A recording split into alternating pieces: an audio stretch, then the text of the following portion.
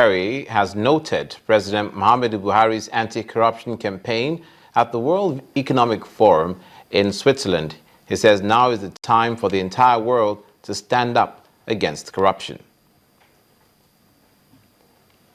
Now, obviously, corruption's not a new problem. Every nation has faced it at one time or another in its development. America's own founding fathers knew the threat of corruption all too well, warning of the dangers that it posed to democratic governance.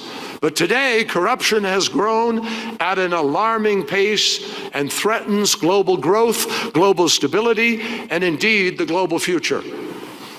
And when Prime Minister Buhari, who I met with yesterday, and we talked about the reform effort in Iraq, when he took office in Iraq over a year ago, he found the government payroll weighted down with 50,000 soldiers who didn't even exist.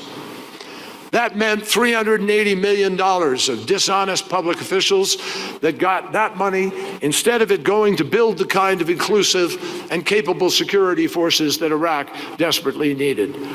When Nigeria's President Buhari took office last spring, he inherited a military that was underpaid, underfed, and unable to protect the Nigerian people from Boko Haram. And one reason is that much of the military budget was finding its way into the pockets of the generals.